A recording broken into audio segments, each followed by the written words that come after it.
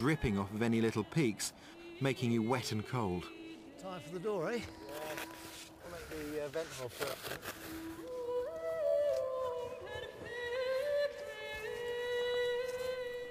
Smooth enough, isn't it?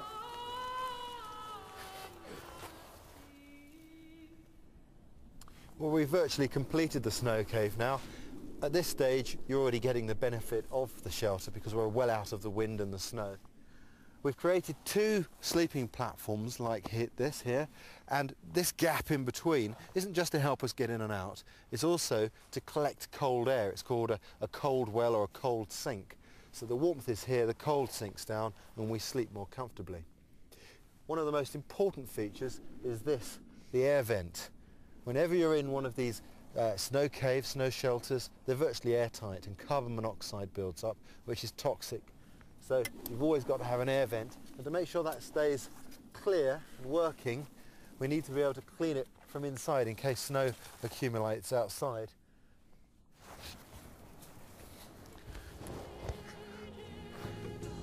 Oh, Top Gun.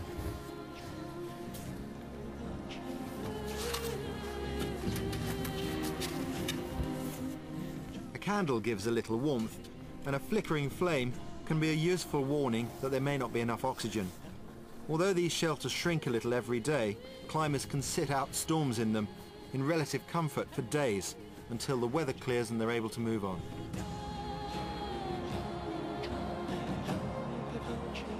But the higher you go and the faster you go up, the more at risk you are from altitude sickness.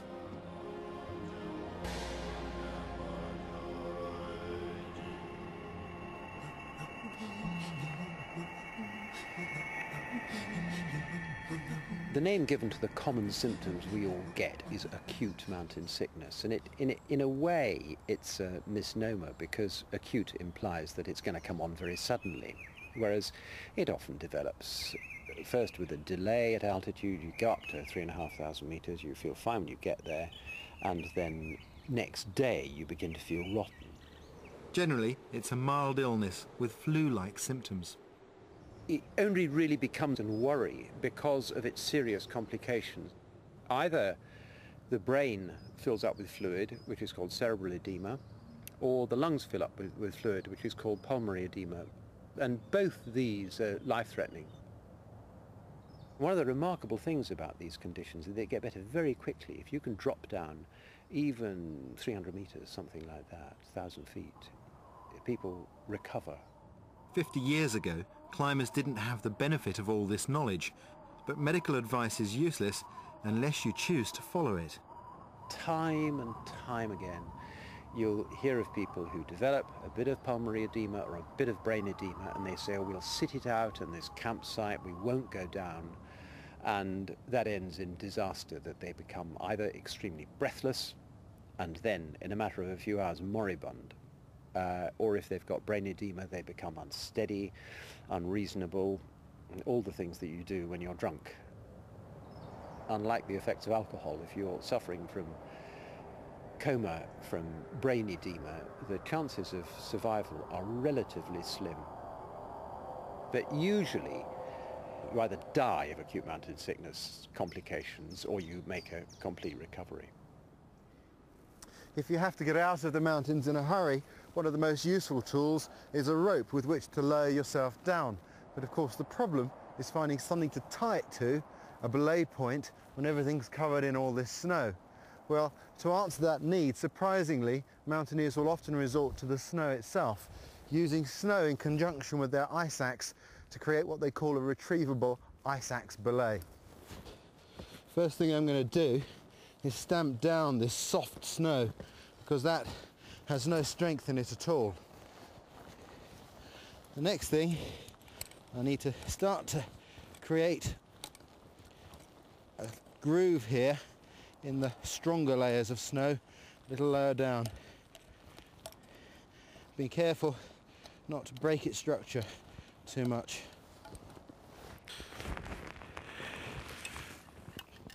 I'm going to use two ice axes for this belay.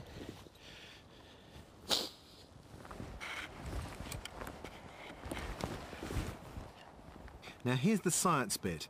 You need to join them together and anchor them in the snow in a T-shape. The rope is looped around them in such a way that to pull on one side releases the upright axe, pulling the other out with it.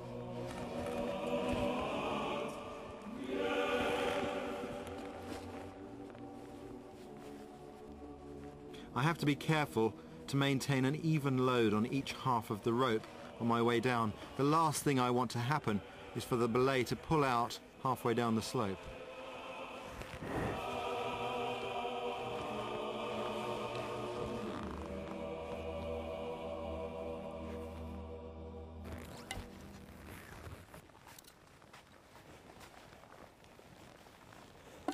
But there we go, I'm down safely and I've still got my ice axes. Now if this was a big slope, I might have to repeat the whole process 2 or 3 times to get down.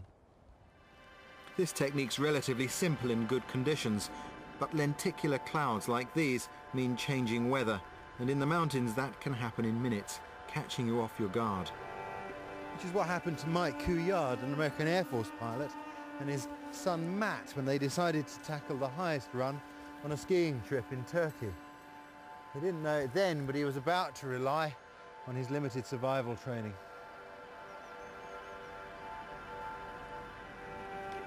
I was there on assignment with the Air Force for 2 years, and we were on a recreational ski trip in one of the few areas really in Turkey where you could go skiing. As we rode the lift up, snow was starting to fall, and I remember as we got off the lift, it was even heavier. It was just all of a sudden, you know, the snow started falling pretty heavy, and it got harder and harder to see very far. Before long, they couldn't see more than a few feet, but despite that, they pressed on, breaking one of the most important rules of survival. Stop, don't move. I knew, I'm sure in the back of my mind, that I'm complicating any search effort. I think what drove me to that is I never planned to be the recipient of a search effort. I really thought we're going to find our way off that mountain on our own that first night. They'd set off down the wrong side of the mountain, so instead of heading back towards safety, they were in fact heading further away from it. Now they could have stopped and tried to retrace their tracks, but as so often happens in these situations, people go into a state of denial and head on regardless into the unknown. It's something I'm sure we've all experienced at one time or other. But Mike was convinced he was going in the right direction. For a 10-year-old, I think I pushed him pretty hard. He would fall in the snow from time to time, and I think sometimes he admitted later he fell in the snow just so I would stop and let him get a breath. Of course, I knew that we were fighting a battle of time. I wasn't worried until we stopped, and I knew we were going to spend the night on that mountain. And I think it was then that the full weight of the situation hit me. My son by now is shivering cold. His clothes are all wet. So I wanted something I could set up within about 30 minutes. And they taught us in survival school how to make shelters with existing things like a tree with wide open branches, and that's what I picked. He'd been taught that you lose a lot of heat by conduction from your body to the ground, which is quite right. So in their shelter, he put down a very good layer of green boughs as insulation. Absolutely the right thing to do.